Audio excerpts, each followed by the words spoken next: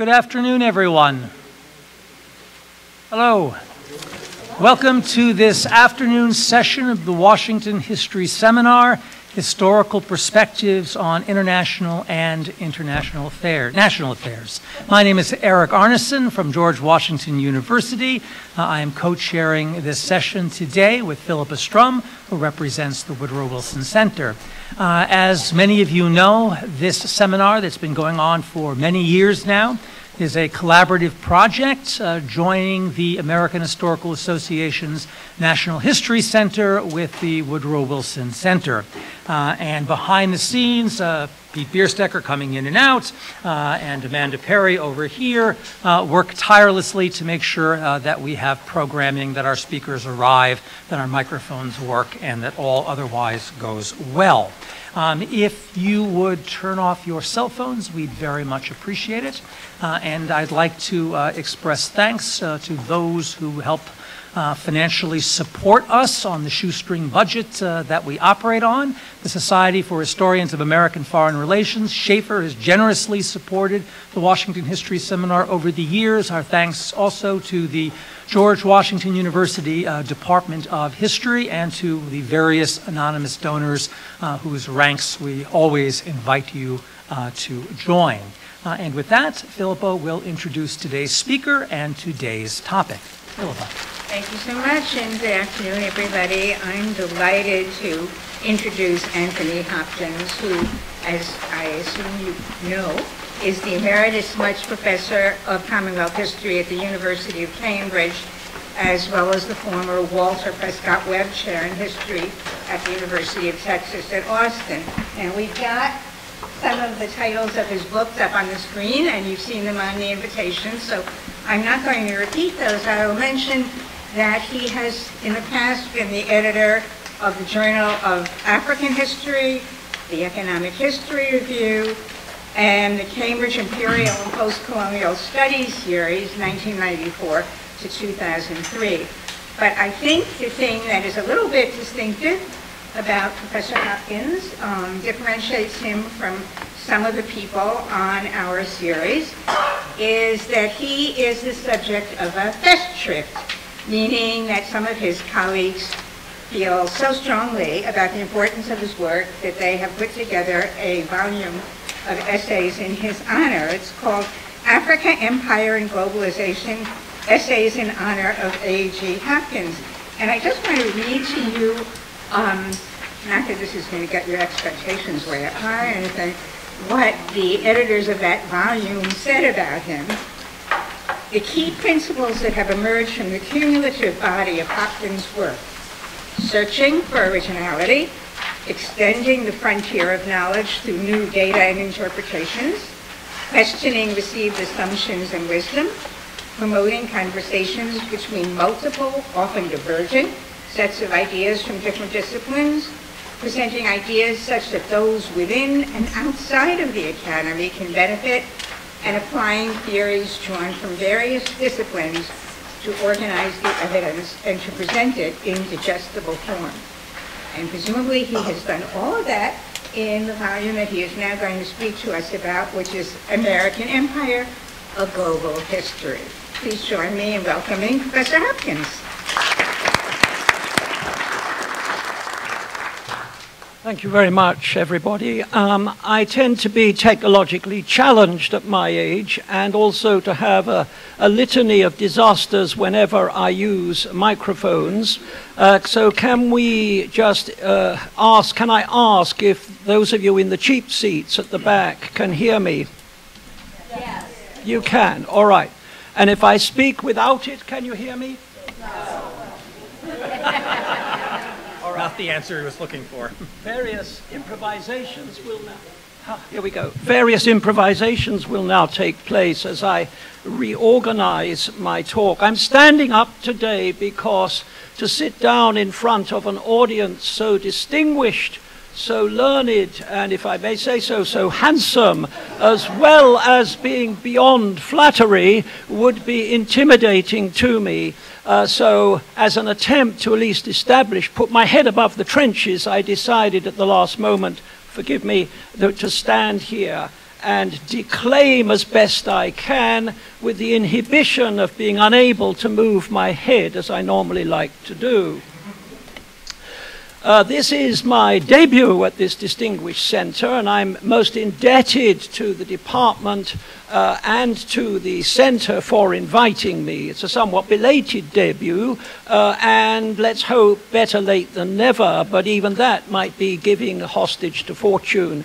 I particularly want to mention Dane Kennedy, if I may, who is not only, I hope this is about right, the most formidable and distinguished historian of empire of his generation in the United States. I could say, without any kind of qualification, but of course those of us who are much older have to preserve some form of differential, otherwise antiquity will gain nothing over ability. And Dane has been extraordinarily helpful, not only to me, not only as a scholar, but for his collegiality in ways that will never appear on anyone's CV, but which means something to those of us who benefit from them. Now, I'm about to offer you a lightning scramble through 3 centuries of history.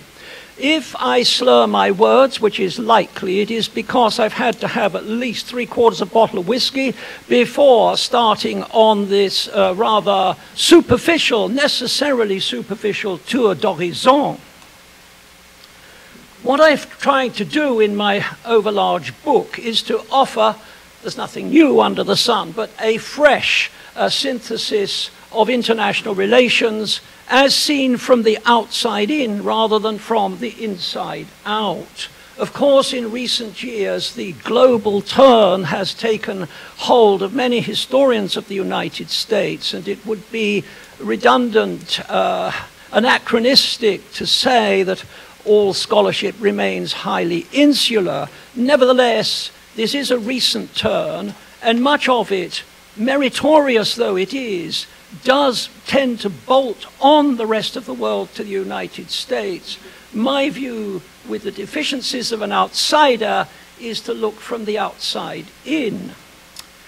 What I want to show as a result of that is that the United States can be thought of as being part of a Western imperial system over the last 3 centuries. I use the word imperial as a descriptive, not as a normative concept.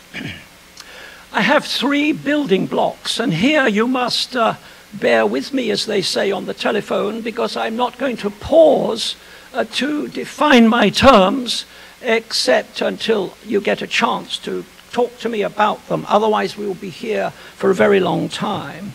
First of all, the whole question of globalization and its history. It is one of the oddities of the development of the study of globalization by historians that, although they came late into the field after the other social scientists, there should have been time now for us to have developed a really spirited and refined debate over the various stages or the sequences, if they existed, of globalization over the past centuries. I can't find it. So although I'm looking at globalization, which is now a mandatory notion in every historical dissertation, I do so by looking and identifying 3 phases, which I will return to in a moment. That's one building block. The second building block, or component of my argument, is to suggest that these phases evolved, transformed or transmuted through a dialectic whereby the success of one phase threw up forces which were to challenge and in some cases overturn it. And finally, during the 3 centuries, let us say since 1700 approximately, the prime agents of globalization during this time were empires, territorial empires. Not the only agents, of course, but I think that we can look on them as being the prime agents.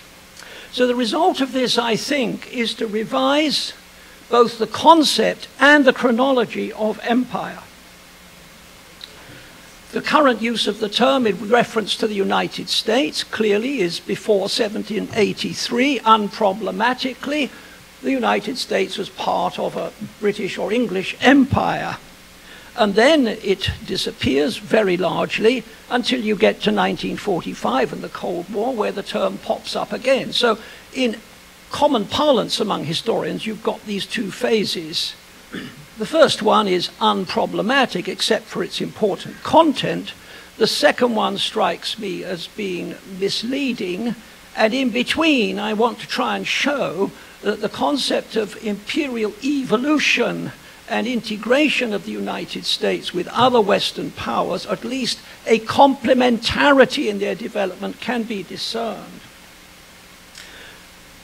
This is not yet another attack on exceptionalism. I'm rather proud of the fact, not much I'm proud of in that book except that I finished it, but I did manage to dispose of the concept of exceptionalism in a paragraph or two, because it is very tempting to dive in and follow everybody else with the usual kind of refutations. It becomes very boring.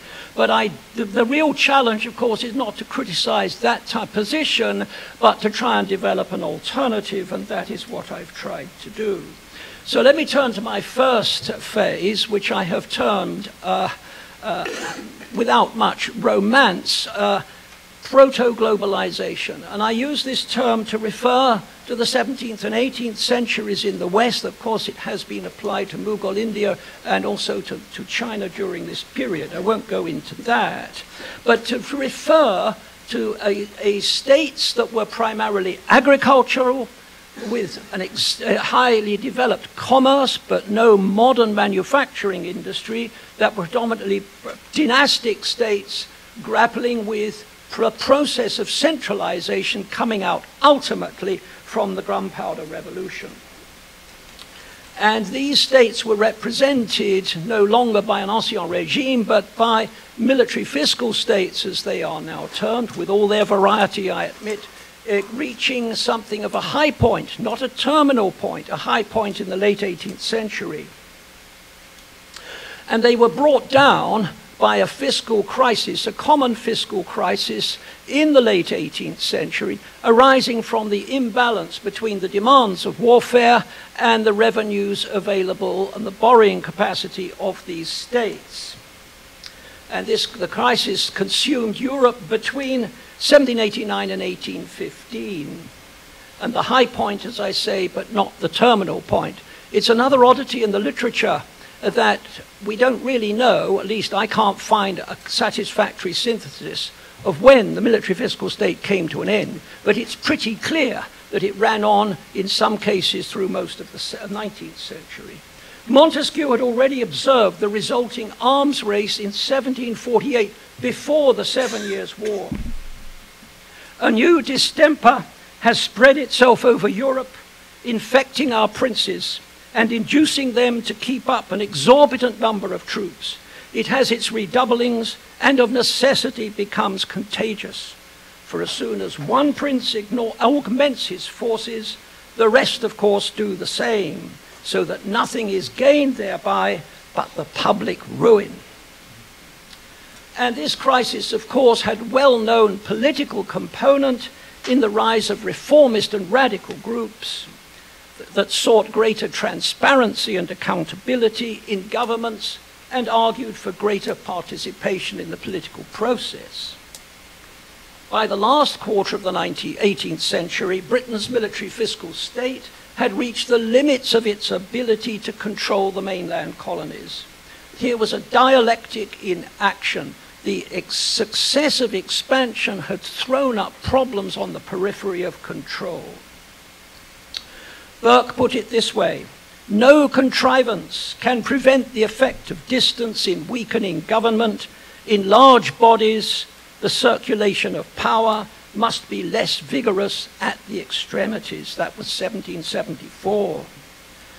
So technological constraints, which were not overcome for another 100 years, inhibited the effective governance of those parts of the world that were beginning to fall under a European, in this case specifically British, control.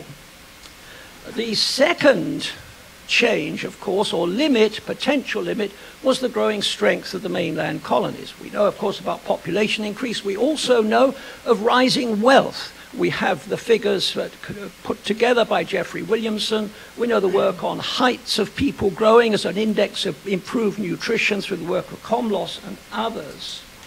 Now, this is not anything other than permissive, it's not causative, but it meant that the mainland colonies, of course, had the heft, the power to exercise their will if they could get an act together and if it was necessary to do so. 50 years earlier, they couldn't have done that.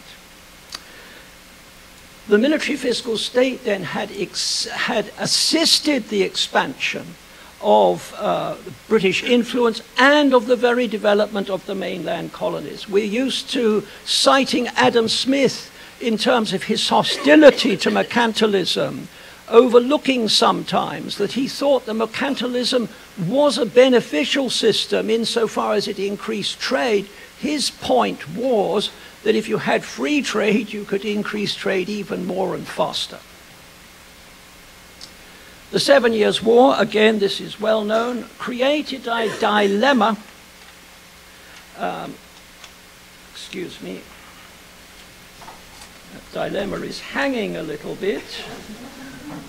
But this is all a plan to keep you interested. Will he find his place? Yes. Forgive me.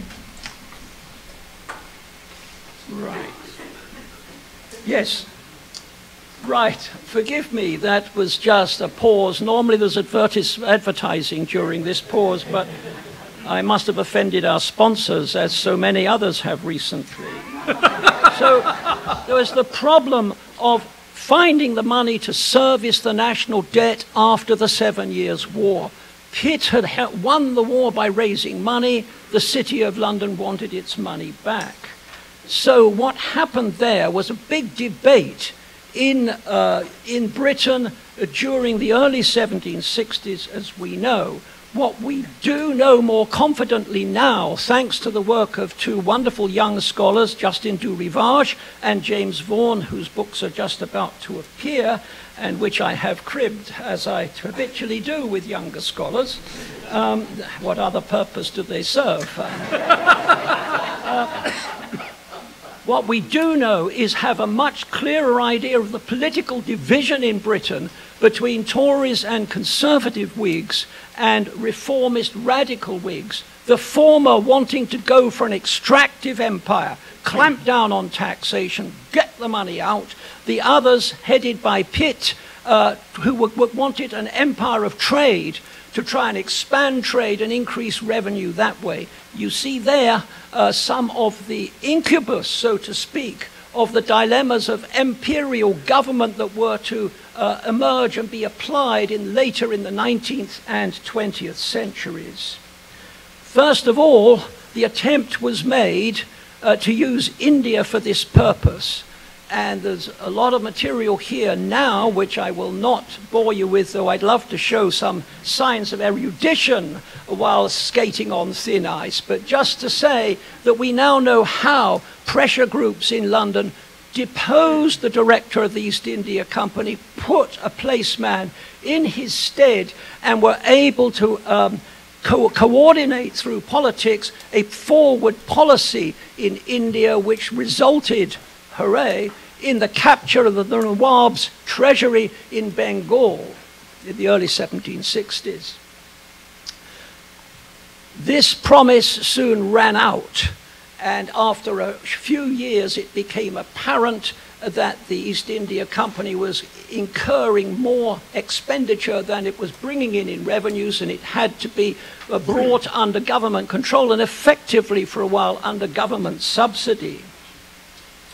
So this success turned out to be illusory, and there was only one place left which might respond to British needs, and that was the mainland colonies. You know that story, but we now have a better idea of the politics of this imperial policy and of a way of linking failure after promise in India with the attempt to extract from the United States as it was about to become the revenues that were needed.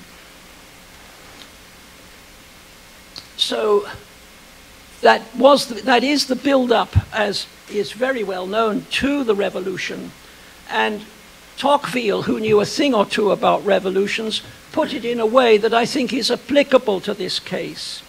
For it is not always when things are going from bad to worse that revolutions break out. On the contrary, a grievance comes to appear intolerable once the possibility of removing it crosses men's minds. So my account, although it looks like just another statement of no taxation without representation, actually attempts to link developments in the mainland to broader themes in the evolution of the state system in Western Europe. The American Revolution was one manifestation of this Euro crisis. The result, a reluctant secession driven not by rising expectations, but by falling expectations.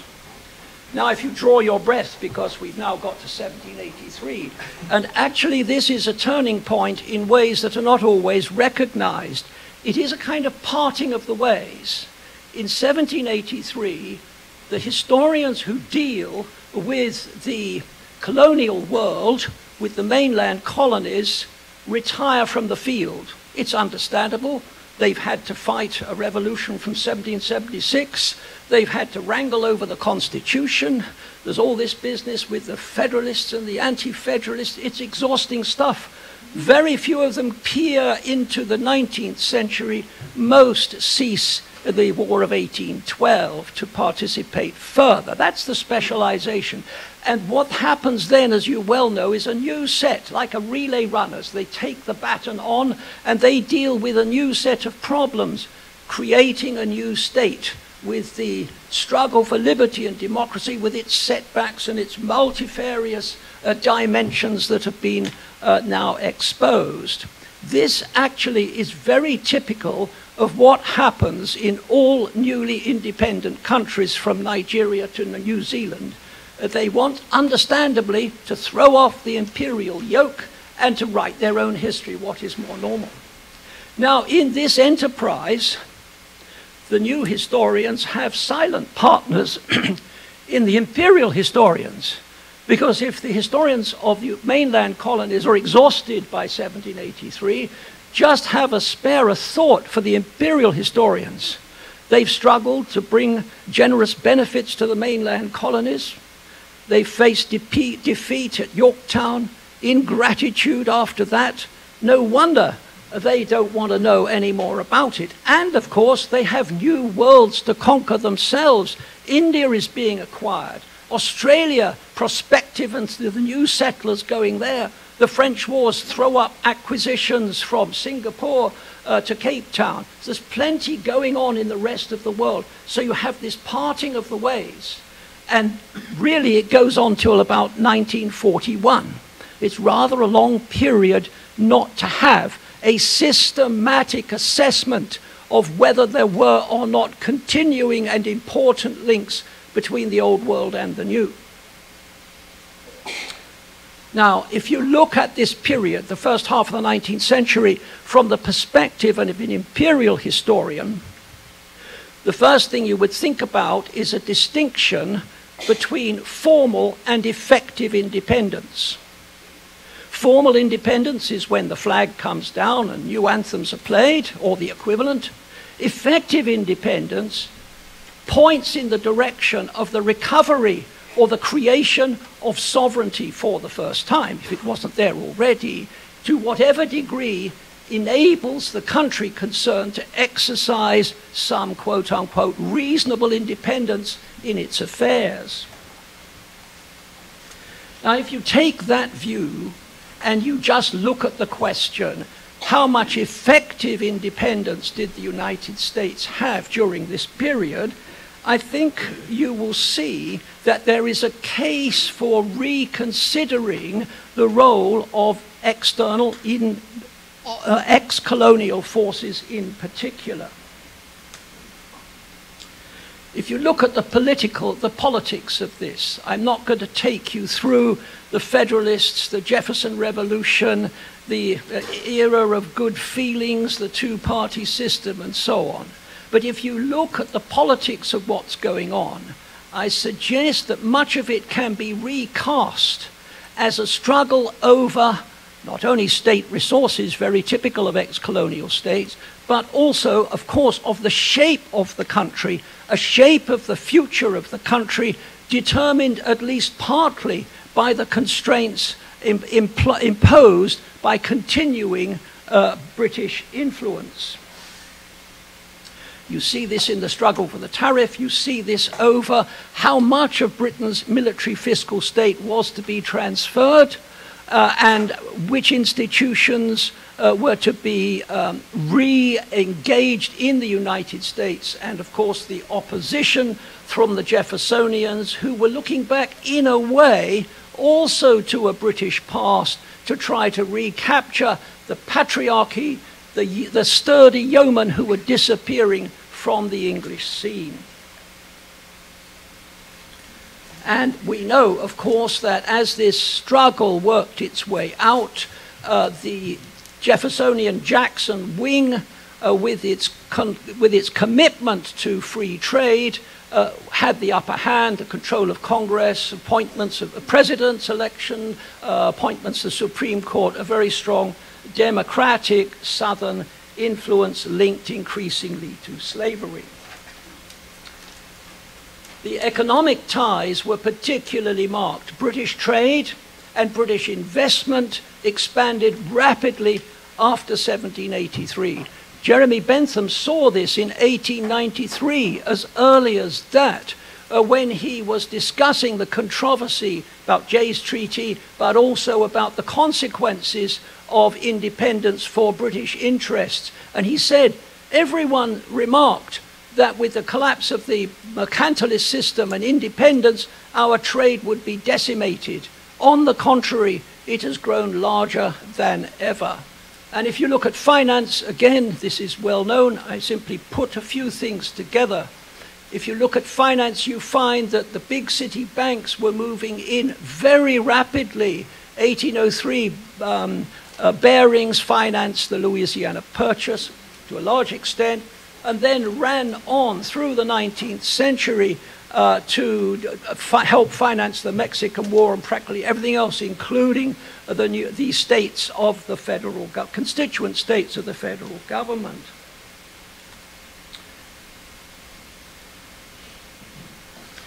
The oscillations of external trade also, the post-war boom and slump of 1819, 1837-39, 1858, these were externally induced very largely, and they had profound domestic political as well as economic consequences.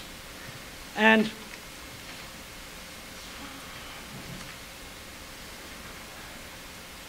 if I turn finally, while gabbling still, to cultural aspects of this, Emerson in 1837 made a famous proclamation around literary independence. And this is highly significant because all newly independent countries have to create, to achieve cultural independence, what is called in the books a counterculture. And this is always very difficult for settler societies for the obvious reason, at least in the initial stages, the colonial stock comes from that of the home country. So it is very difficult, even if there is the will, to create an alternative culture. So Emerson's plea is there as an indication of his explicit awareness of continuing cultural independence, and not as a statement of achievement.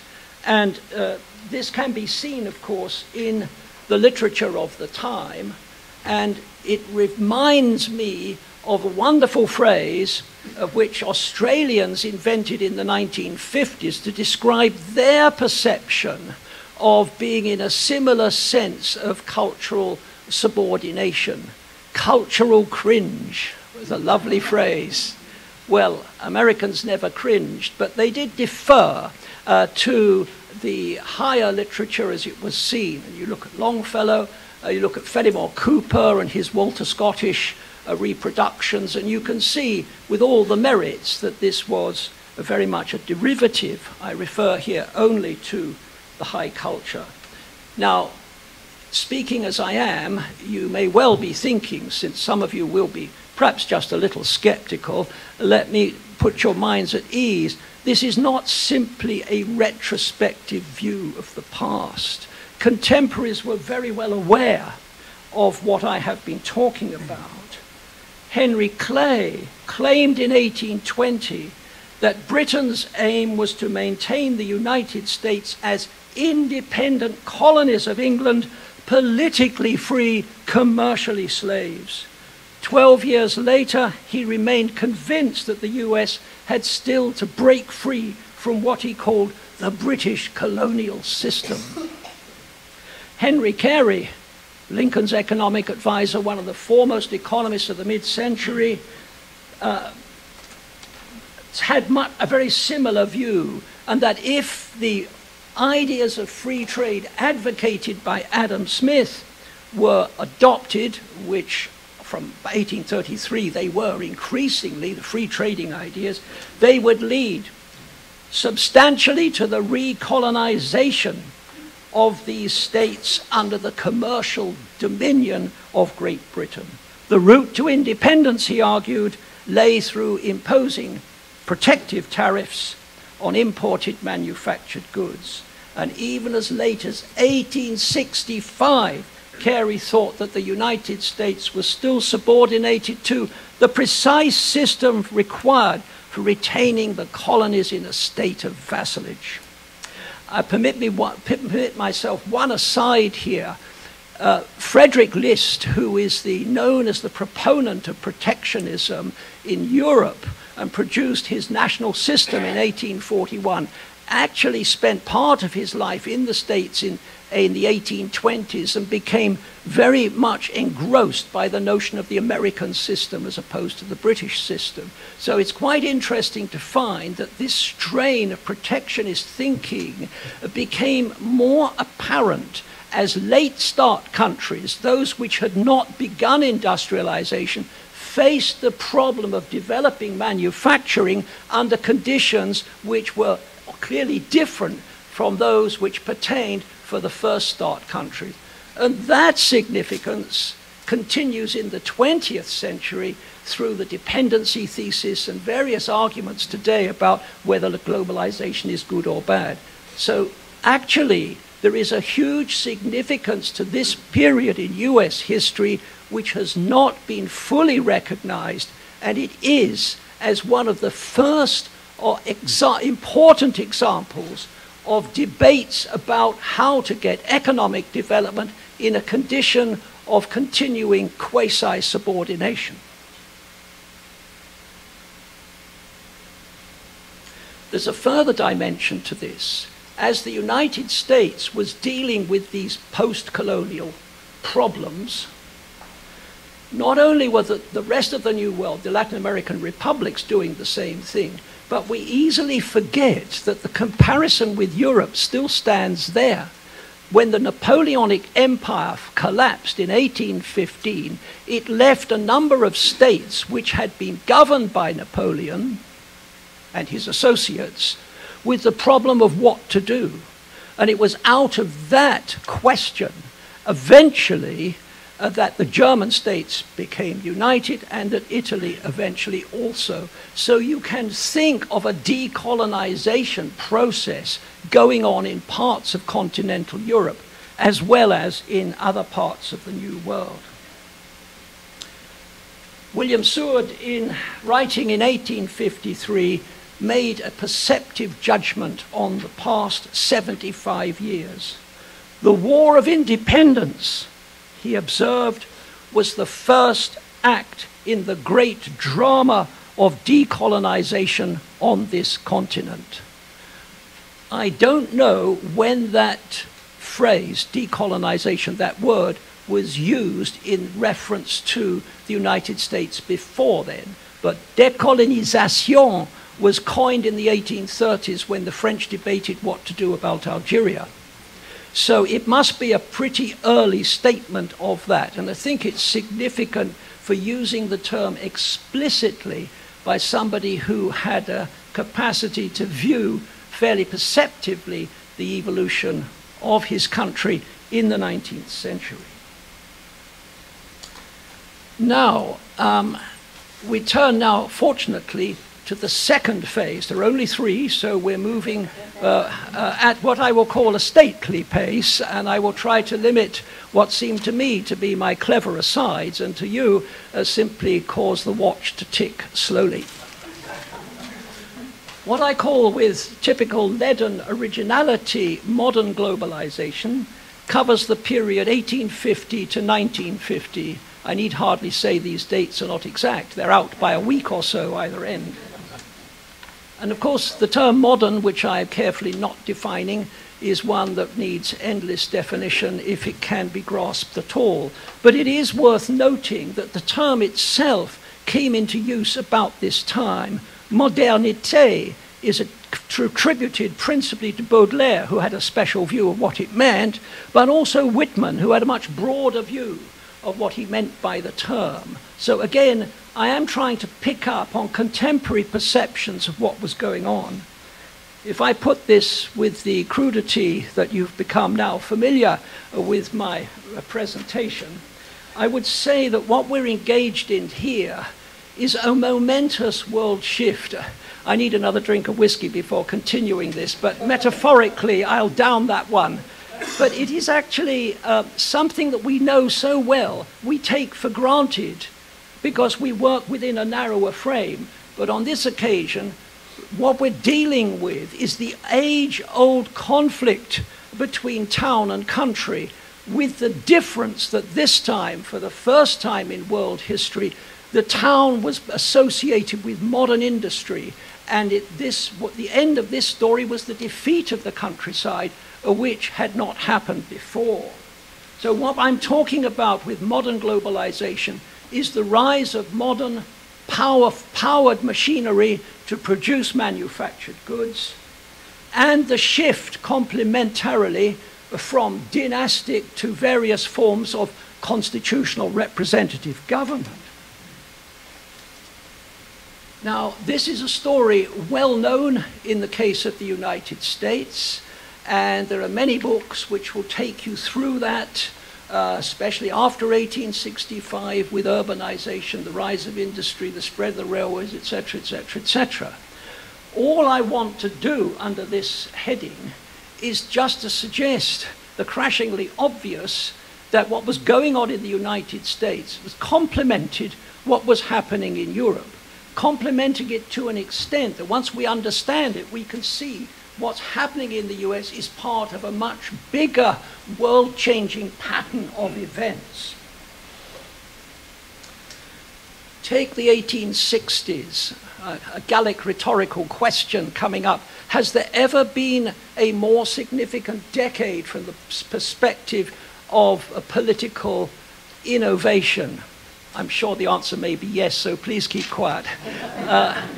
But if you take the 1860s, what was happening in the 1860s? The formation of the beginnings of the formation of Germany, 1870-71. Similarly with Italy, 1870. The reform of the Austro-Hungarian Empire. The French, after the defeated at the Battle of Sedan, the French began massive reforms which point the way towards the structure of a modern state. Even the laggardly British reluctantly pursuing their tortoise-like way towards something called progress, passed the 1867 Reform Act, which greatly widened the franchise. Several conservative politicians were aghast at this, as they were everywhere throughout Europe, and one of them said cynically, when asked the question, what are we going to do about this? He said, we must educate our masters. He wasn't the only one of an elite to try and put his faith in a form of popular education which would help to assimilate the newly enfranchised electorate into the ethos of the elites who managed affairs. Industry. Britain and Belgium were two countries which had made significant starts in industry, of course, before 1845, but most of the rest, Germany, France, the Netherlands, and others still later, Italy, Spain, this is really a post-1850 development. And it's still true, in the United States as well. I am not persuaded by the concept of a market revolution before 1850 for reasons I won't go into. I mention it just to say I haven't overlooked it. The big structural changes come in the second half of the 19th century in the United States as well as in Europe. And with this came increasing integration, brought synchronized cyclical fluctuations in the economies of Europe and across the Atlantic world. And with it too came in Europe a form of upheaval arising from urbanization, rootlessness, unemployment in the 80s and 90s, and it generated, of course, a new and supportive ideology in socialism. And in the United States, the litany would go through the Grangers, the Knights of Labor, the industrial unions, a Haymarket riot, the Pullman strike, and the first Socialist Party. A complete parallel, a total complementarity. Why? It's not coincidence, it's because they're going through the same transformative processes at approximately the same time. And I was about to say it's interesting. At this stage, nothing is interesting. Let me rephrase that. It has to be mentioned, there we are. It has to be mentioned that this was a time when some of the great thinkers, as we now conceive of them in the panoply of the great, were thinking exactly about what on earth to do. How could you validate or legitimate a new governing elite if the old elites of Europe, the landlords, the landed interest was no longer had the underpinning of power and was in many ways hostile to the developments around it. And it was Pareto, Moscow, Robert Michel, who were putting forward arguments about elites, circulation of elites, iron laws of oligarchy, and so on. This was a hive of intellectual experimentation which reflects the fundamental nature of the changes going on. Imperialism can be thought as a form of compulsory globalization. There were many reactions by the governing parties in Europe and the United States to these challenges to national unity, which was being attempted, and to the creation of the strains involved in creating an industrial world. One of these, not all of it, one of these was the reaction that we know as new imperialism, so-called the high imperialism of the late 19th century, which saw in 20, 30 years at the most, the partition of the greater part of the world among the major powers, to the point where in 1914 there wasn't much left. Even by then, the penguins of the Antarctica had been placed under international control. So this was a remarkable expansion, given the new, but still, by our standards, limited technology of the time. And the United States participated as well, as you know, in 1898. It wasn't an aberration, it wasn't a coincidence. It was part of an expression of the need to deal with the problems of upheaval and the strains on national unity as it was in Europe. Now, there's a huge argument about the causes of this in the United States. I restrain myself. I don't believe it was a search for markets or even the perception that there might be markets. And I did spend an unprofitable 6 months on what I thought was the only piece of originality to come out of this work by thinking that the way to go with this was to look at the other trade, not the export of manufactures to these islands, which were allegedly in difficulties, and therefore you had to take political action to open these markets, which of course were impoverished and war-torn. It seems implausible. But what about the return trade in sugar? Sugar was the biggest export to the United States. It contributed hugely to the federal revenue, so it seemed to be much more promising. Well, it was a cul-de-sac, actually, because the Sugar Trust, which was formed in 1887 under the aegis of Henry Havemeyer, was a huge player at this time. He was the biggest single contributor to the Republican and Democratic parties in 1892, and then to the Republican Party in 1896. And there I thought I'd got a really good case for a clear economic connection. As it happened, Havemeyer's agent in Cuba said, "Don't touch it." He said, "I think the Cubans are going to get autonomy from Spain. That'll suit us very nicely." And when he looked elsewhere, the timing was just not right, because in 1897 the sugar beet industry was getting underway, and the sugar beet industry in the Midwest did not want competition from free entry of foreign sugar, as it was seen. So he was a bit stymied, and so was my argument. However, since I'm retired, I have the time to get out of these wrangles, or at least to invent something else that may not be implausible, but if spoken rapidly might serve. I think that the way I look at this is as follows. I follow Offner on this, those of you who know the literature. It seems to me that it is persuasive to think of the declaration of war with Spain as being immediately and a political gesture made in order to unite the Republican Party and to dish the Democrats who were making headway with the argument that Cuba had to be freed. However, behind that lay the participation of big businesses in contributing to Republican funds, because they were going to stand four square behind the gold standard and protection against silver and free trade. This then was a battle about the shape of the state and the kind of interests which were going to gain if one gained the supremacy over the other. And we can see what happened. This program was installed and it worked pretty well. If we look around 1900, you can see that across the board, effective independence, and it's very exceptional to achieve effective independence, had been achieved to an extent that's very, very rare, subsequently, let alone at the time. US politics was no longer strongly influenced by UK. External defense no longer depended on the British Navy. The US Navy had been built. US manufacturers were developing strongly penetrating British markets.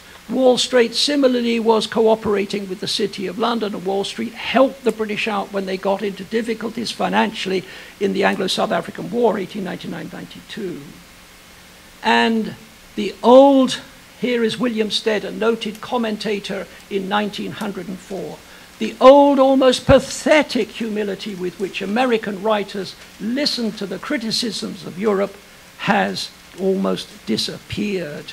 And so we're in a world of Mark Twain, of course, of Walt Whitman, Emily Dickinson, speaking with independent voices. Woodrow Wilson, speaking at the commemoration of the, in 1901, at the 125th anniversary of the Battle of Trenton, put it as follows. No war ever transformed us quite as the war with Spain transformed us. No previous years ever ran with so swift a change as the years since 1898. We have witnessed a new revolution. We have seen the transformation of America completed. That little group of states which 125 years ago cast the sovereignty of Britain off is now grown into a mighty power. That little confederation has now massed and organized its energies. A confederation is transformed into a nation. I'll ask you a question which you can put me straight afterwards. When could that last sentence, a confederation is transformed into a nation, be said to be accurate as a description before 1898? And now we come to what is the most extraordinary, I hope Dane will not think this too outrageous, the extraordinary omission in the history of Western imperialism. And that is, having acquired the American territorial insular empire in 1898, it is promptly forgotten. There is everything about 1898. I'm sure, though I haven't pursued it, there must be a book at least as big as mine as to whether McKinley prayed on one or two knees before actually deciding to declare war on Spain. That kind of detail. As soon as the battles have finished, everyone is again exhausted and they turn to other things. The last book on ruling the colonial empire acquired in 1898 was published in 1962 in Leiden. And the reviews I've seen of it, I feel so sorry for Perkins, the author, really pointed out some of the misprints which the Dutch typesetters had made to the English. It is actually, I think, a very fine book, written in the days when modesty, simple titles, and the clarity of sentences which actually, you know, get from the beginning to the end without taxing the reader prevailed. But of course I'm looking back to nostalgia, to my own youth. But it is a fine book, and what I've tried to do is to, since my own book rests on so many wonderful scholars, is to pay tribute to those who have not been given credit. But with that exception, and allowing for the fact that there is a lot of work on individual islands now, there is nothing that puts everything together, and I've tried to do that. And the Insular Empire remained, as you know, under US control from 1898 through to the 1950s, exactly the same time period as the other Western empires. And it might be thought that it's not really worth studying because it wasn't very big. Well, in the main islands, Hawaii, Philippines, Puerto Rico, and I've included Cuba as a very clear example of a protectorate. Those accounted for 98% of the population. I don't deal with Samoa and so on. But those are the most important territories.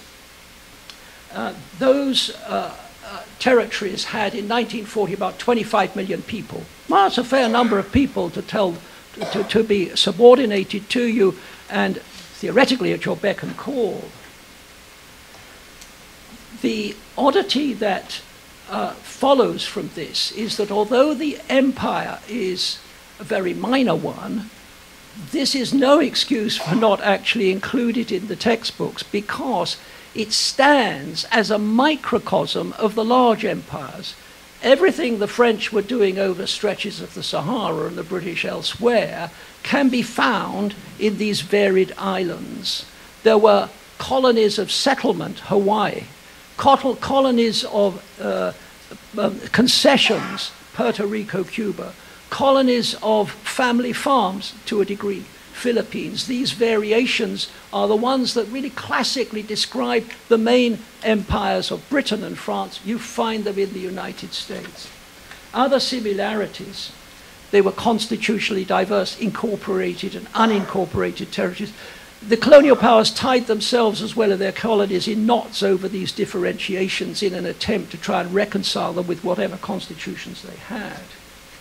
The administrative techniques, direct and indirect rule, assimilation and association, these techniques, well known in the British and French literature, were all tried present in the United States too. A similar ideology of a civilizing mission validated in all cases, British, French, United States, elsewhere, by this notion of racial and technical superiority. And of course, the classical colonial economy, the exchange of raw materials such as sugar for manufactured goods. And finally, and most importantly, the trajectory of the insular empire mirrored that of the British and French. A period of occupation and consolidation before First World War, some troubles during the First World War, a renewal of reaffirmation of the colonial mission in the 1920s, and then in the 1930s, the shaking of the system across from France to Britain and the United States. The idea that this really was getting very difficult indeed, and what should be done about it, a thought that had to be postponed to some extent during World War II. I won't go into how successful this was. We may discuss that if you wish. But the founders of the American empire began with the assumption and the confidence that they could do what the European powers had struggled to do for centuries and had failed to do. They could bring civilization uplift, in the language of the day, culturally and economically. The evidence that I've seen is that the record seems to me to be much the same, for good or ill, as that of the French and British. The main difference, I think, here, apart from the relationship, the two main differences. The insular empire was very small in relation to the huge potential of the home market and of the United States itself. And also, because of that, there was a sharp difference in policy between Democrats and Republicans, whereas in Britain and France, although they had very strong left-wing criticisms of empire, ultimately you could present empire as being in the national interest. You couldn't do that easily in the case of the US empire. And that, plus the Democratic-Republican division, meant that there was no continuity of policy. There were nobody wanted to spend money. They didn't have a vote. It was only to try and lobby for it. There was nothing to do. So there was a much neglect in the empire, many pronouncements about ambitions and so on, but the attainment was very limited. And now, my first and last, finally, this is good news. Normally an academic as old as me allows himself 5 or 6 finalies, but since you've been so patient, and indeed some of you have slept, I think, remarkably quietly through this, well, practice makes perfect. I will confine myself to this final, this one finally. We turn after World War II to the third phase of globalization, which I refer to as post-colonial globalization. Not post-imperial, post-colonial. And again, what was happening here, I mentioned very crudely and in summary form, mainly, not to tell you anything new, but mainly to make the contrast with the previous phase. So what we have is a transformative shift in the nature of globalization. World opinion, in no particular order. World opinion, the notion of human rights, an assault on the notion of racial superiority that had underpinned colonial rule. That hadn't happened before. New international organizations, new, more effective international organizations, the United Nations and its affiliates, advertised and policed new concepts of world morality. This was not the intention to begin with, but that is how it developed. Then there was also a green uprising, not the Green Revolution, which is wheat and India, but a green uprising, which refers to the shift from anti-colonial movements that are essentially urban and elite-based into the countryside, to mop up, include the peasantry, and we might add to that a brownfield revolution, going down the urban or social order in order to incorporate urban workers. This was taking place on a scale that had not happened before in the European empires in the 20th century. The precursor actually was Jackson, I think. That was a green uprising. And the contrast between Adams and Jackson, I think, makes the point. If you want a 20th century analogy, I would go to Gandhi. And the Indian National Congress was founded in 1884 as very much as an elitist urban organization. When Gandhi came to prominence in the First World War, here was the reaching out process. Well, this gathered pace after World War II, assisted by new technology, radio, motor transport, popular press, bits of increased literacy, and so on. So these were facilitating technologies which assisted the Green Uprising. It's beyond saying the following, that we now know from the European studies of decolonization, which are, of course, voluminous, that decolonization didn't take place just in one even process, so that you begin about 1945 or 47, then through to the 1960s. But rather, there were two phases, indistinct. The first phase, the colonial powers did not recognize what was going on, and they needed to hold the empires for reasons of post-war reconstruction and emerging Cold War priorities. And the second phase, from around 1955, there was a move towards the exit, towards working with nationalists instead of against them, partly to do to changes in the Cold War, partly to do with the issues of the Green Revolution that I have referred to. All I want to say is that this sequence, just to show you that if you look into the detail, my comparison still works. In the United States Empire, the effort was to hold on and clamp down on dissident movements as it was with civil rights movements in the 1940s and early through the 1950s.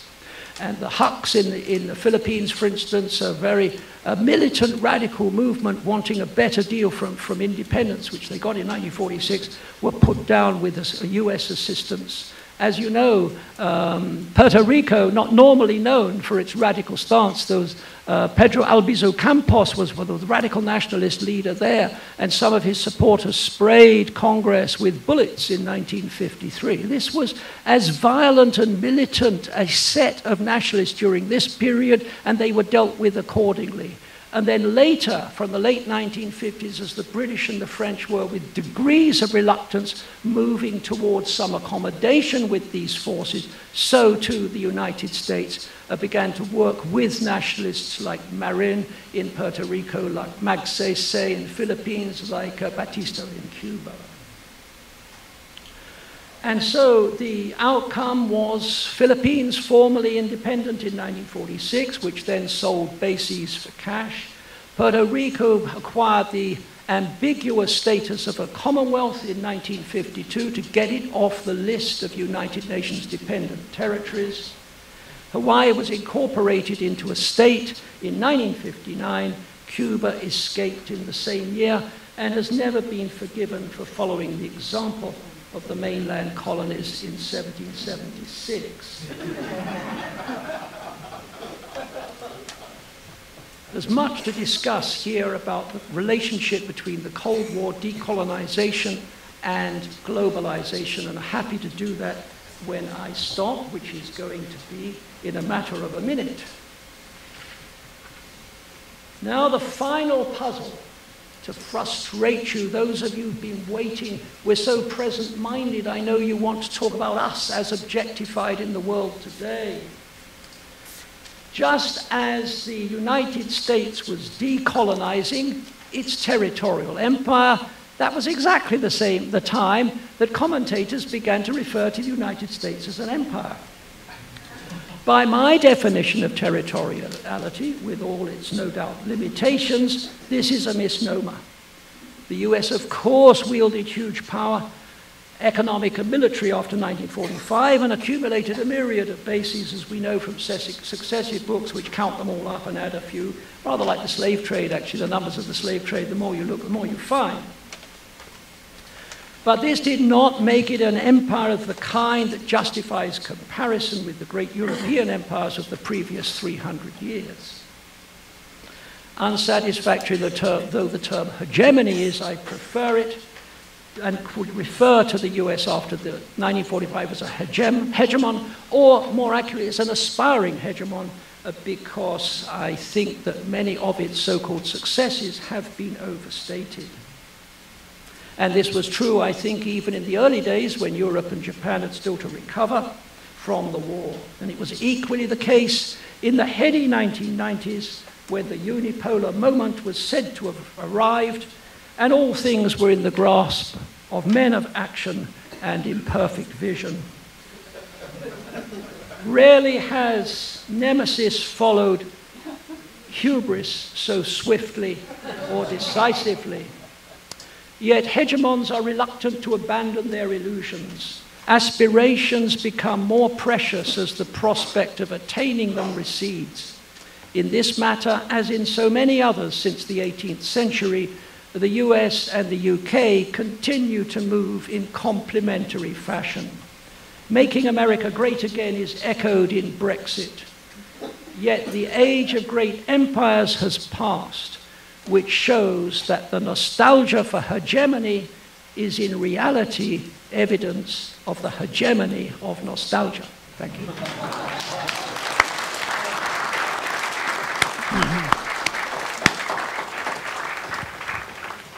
And now on to our question discussion period. We've got a microphone that will be circulating.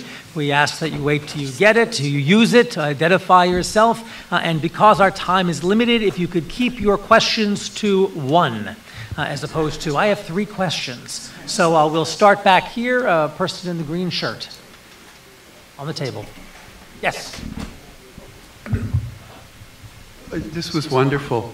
I wonder if you could comment on a very late imperial expansion in the final third of the 20th century, the development of exclusive economic zones, which are quasi-territorial claims into the water around those little specks of the insular empire. Because if you consider the EEZs, the United States is not a maritime, but is a marine nation. It controls more acreage of ocean than it does acreage of land. And a lot of that has to do with the U.S. Guano Islands Act, which was written by that decolonizer, William Seward. Yeah. The answer to that is very clear. I have no idea. It is always one of the not mortifying quite, though that lies ahead, but salutary experiences of giving a large paper that whenever you stop, the first question, which is to go beyond the 3 centuries that you've covered, which is just an excuse for saying that I hear exactly what you say. I know it's a very big issue. There are, of course, disputes over northern waters and so on, and the crossing across the Northwest Passage and the rest of it. And the guano I had not thought of as being significant, since the guano resources were mined out in the late 19th century, but of course they are bases for other things. So I'm sure that that is clearly going to be a case for future discussion, whether, and I like your point about territorial versus maritime, which I had not thought about very significantly, except to satisfy myself that the so-called maritime empires of the 17th and 18th century were not like the Flying Dutchman circulating every 7 years before putting their feet on land. They wanted to they had the skill to the technology to cross the oceans to get to land. And the limitation at that time was their ability to penetrate through reasons of disease and arms and everything else. So the Portuguese got right through to the Zambezi area, and they set up settlements, but they couldn't go any further. That came later, and particularly in the 18th century. So when you recall me, and I thank you for doing so, to what we might call the new or newish maritime contest over, we can't call it territory, over the oceans, I am instructed by you, and I apologize that the first question asked has floored me totally. Let's see if the second question will floor you. How about this woman right here? Hi, I'm Netra Halpern, Peace Films. I wanted to, it was very interesting you talked about how in Europe the governments were borrowing for war and then they had to be paid back. at the end. And as Eisenhower has so clearly stated, the United States has a very strong military-industrial complex, even more now than, of course, when he said it. And do you think that that is going to, the debt, and is that going to crush America at some point? Yes, thank you very much. Well, this is clearly going to be, I'm unemployed, you see, and I don't need any references. I'm actually just working for my obituary notices at the moment, and I can see that this is clearly going to have a tail paragraph which goes something like this. You know, this once promising scholar showed himself in his declining years at the prestigious. Oh my goodness. Well, I do have an answer for you. You are actually asking me about the future, right? Well, that is, I can. Yes. Well, look. How can I put this? A historian is poorly paid to understand the past. Other social scientists are highly paid to misunderstand the future. So, the question is excellent. If you really need to buy 3 copies of my book, by the way. To my credit, I have not mentioned it until now, but you need one for a doorstop, all right? The other one is a pants press, the only ecological pants press that I think has ever been invented. And then the third one goes on your coffee table, and when the guests you never really wanted come in, but there you see, they say, what on earth did you buy that for? And then you say, oh, I had to go to this seminar, this guy, couldn't answer any questions.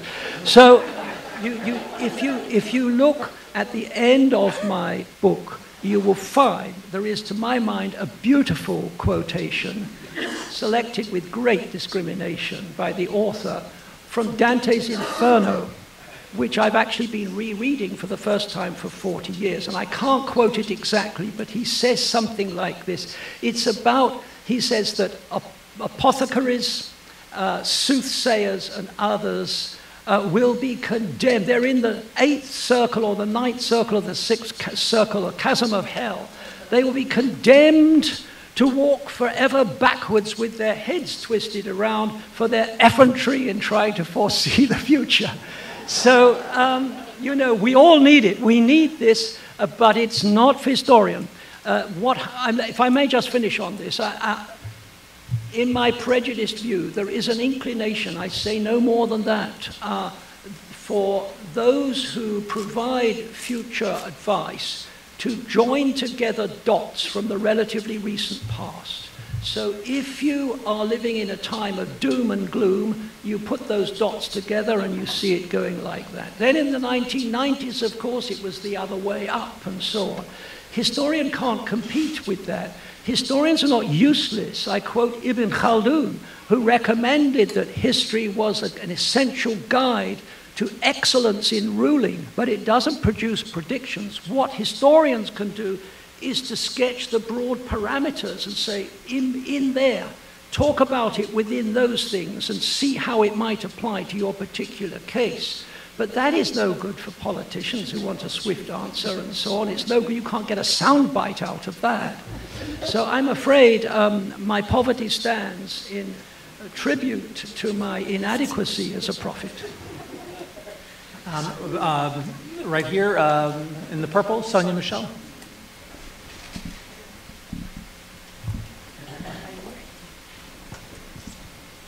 Thank you for your sweeping overview. In your discussion of the process of colonialism, you mostly are talking from the perspective of the colonizers, and you haven't said much about the colonized. And I'm wondering to what extent, obviously can't talk about the total impact of colonization on the colonized places, but just one specific question. Is there some way in which the urge toward nationalism, the rise of the Green Uprising, as you put it, can be attributed to, or somehow there has roots in the process of colonization? That is, the education, the attempt at a civilizing mission. Did it impart subversively a notion of the desire or the right to independence and nationalism to the colonized?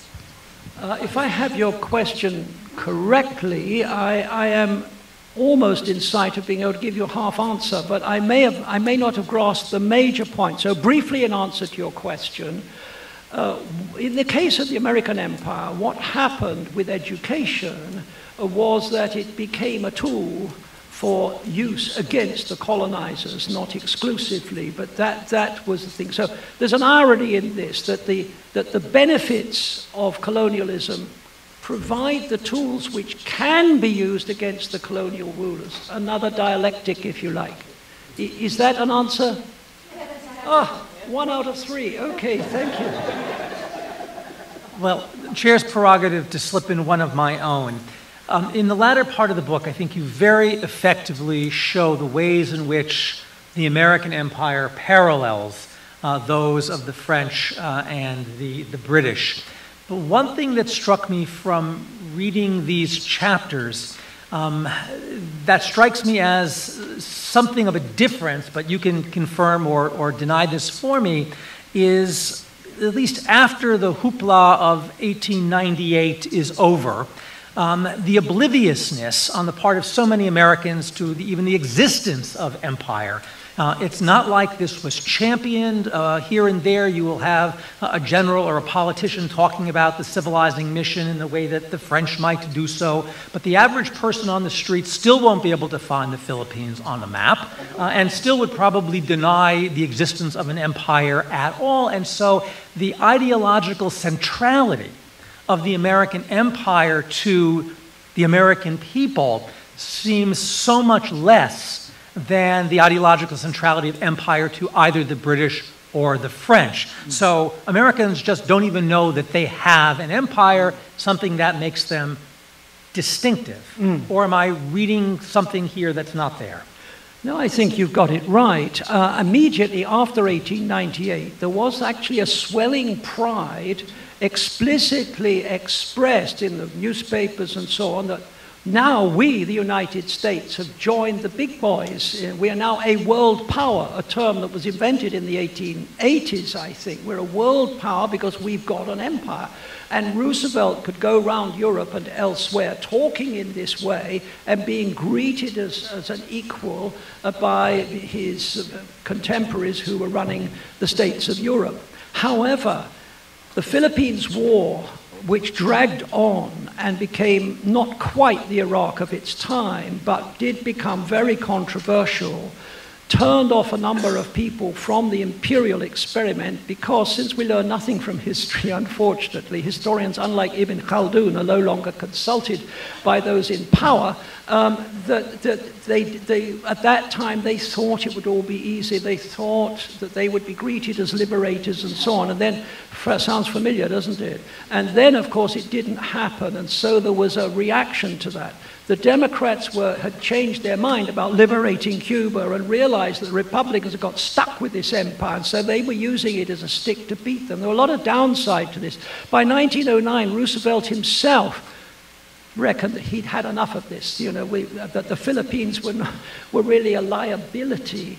And there was no oil strike, there were no gold. These were places that were burdensome and controversial politically. So the Democrats were prepared, though they didn't actually achieve it, to go towards giving up the empire, and the Republicans felt stuck with it. And that gives you an ambiguity of policy, which, as I've said, in the case of the much larger and more important British and French empires, didn't work to the same extent. Right up here, Stephen.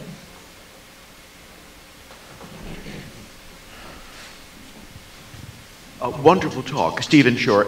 One aspect I felt you did not go into detail is, unlike the British, the French, and the Dutch, where in terms of demography, the number of colonials vastly exceeded the home population. The U.S. empire at its start, the number of colonials in Cuba, Puerto Rico, the Philippines was a fraction of the American population. And the Japanese empire eventually came a cropper on, I think, the same factor of trying to rule over a large number of people, nationalities whose numbers outnumber the home population. And it's also true we had no American Disraeli to acclaim McKinley as the emperor of the Philippines. Yes. So how did this, when you talk about the demise of empires based on the demography of the colonials vastly outnumbering the population of the home nation? Thank you. Well, that wasn't specific or particular to the United States. I mean, there were at the most, a million, which is, this is an example which isn't a good one for me, but it still works. There were something like 1 million French colons in Algeria, but there were far more indigenous inhabitants. What about the obvious example of the British in India? See, there were millions more subjects than there were. Britain managed to rule somehow India for 200 years. So I don't think the demographic point that you very rightly make was distinctive of the United States, and it's not necessarily an inhibition against the longevity of rule, colonial rule. Right here in the middle.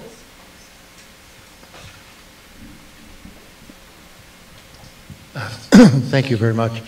Tom Dine. All of this recalls for me part of my own past, but I'm sure the others in the room as well. But the consistency of your points struck me. From pre-colonial to colonial to post-colonial America, there's been a consistency of opposition to war and to colonial rule. And I was thinking throughout your talk about the arguments against the United States in Vietnam. This could have been a speech by 3 senators I worked with closely, one of whom employed me, Fulbright, Mansfield, and Church. They were deeply immersed into history. The Spanish-American War, for instance, World War I. Here we are in the Woodrow Wilson Center. Wilson's 14 points were on the walls of the Senate during debate after debate after debate, as well as the work to undermine the League of Nations afterwards as well. So can you comment about that consistency of opposition to colonialism and the moral argument that has been consistently used? Well, I make 2 points. First of all, as I mentioned hastily, there were very powerful anti-colonial movements in Europe as well. And secondly, of course, if we look at 1898, you've got very distinguished, as you say, anti-colonial voices, among them Mark Twain's very famously. But the second point is they failed. I mean, that's putting it very abruptly. But they did not, in the end, I think, have the prevailing voice over these matters of intervention. Examples, no doubt, can appear, and laudable though the opposition was, principled and effective the arguments, but they didn't win the day.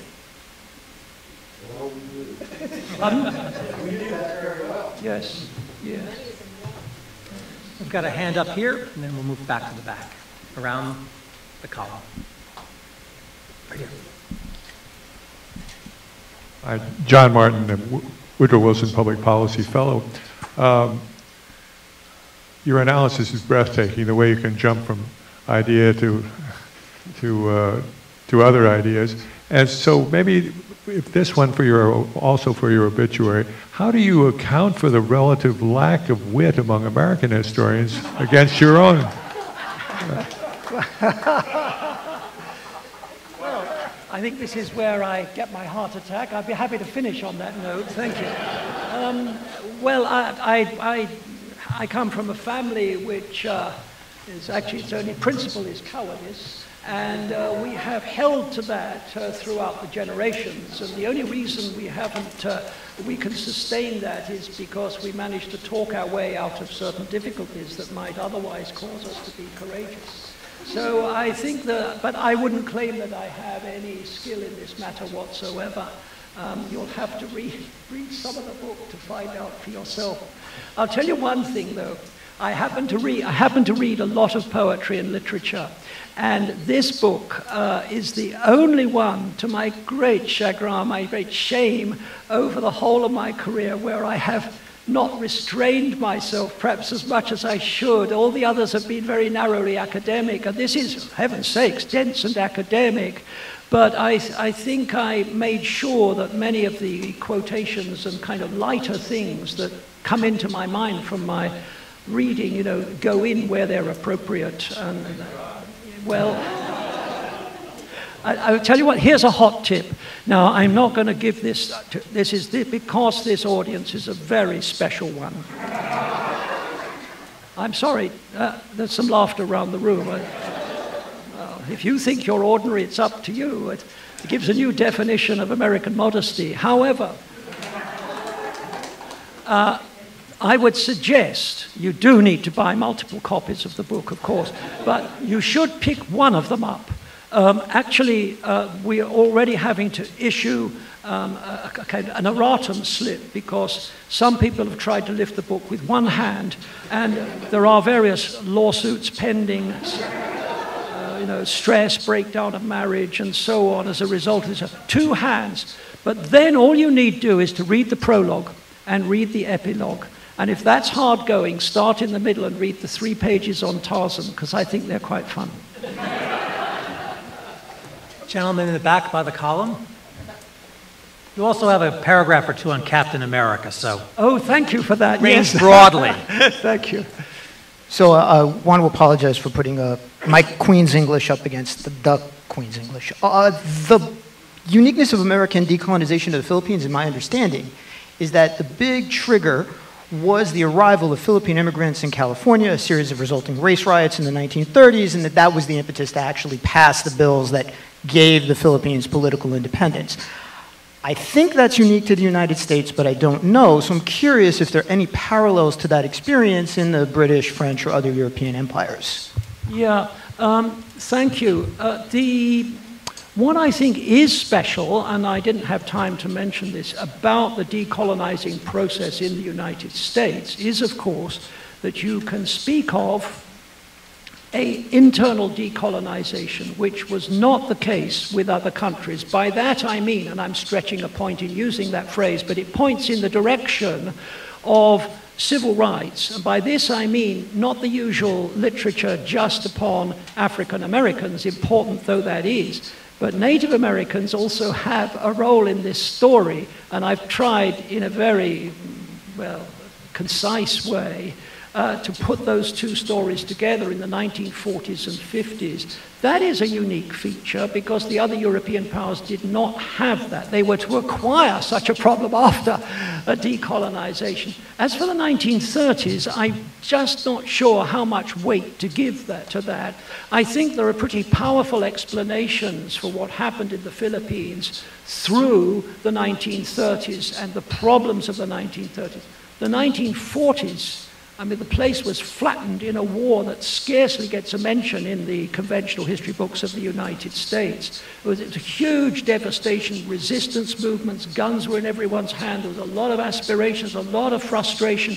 I think the internal arguments for decolonization, which had already been promised in 1934, by the way, had to be delivered in 1946. Even though the political leaders were shaky on that, they were worried about being able to make anything of independence, make it viable, but the mass of the population had had enough and they wanted a new world. So I can't answer properly because I can't give a weight to your point about California in the 1930s. I would simply say you've got a pretty good set of causes from within American-Philippine relations from the 1930s onwards. On that note, I am going to draw this to a close. Let me add that next week, Samuel Walker is presenting on a book that is about 1/5 the size of this one. Most of 14th Street is gone. The Washington, D.C. riots of 1968. You please join us for a light reception outside this room. The book is available for purchase. Thank you to our participants. Thank you to Professor Hopkins.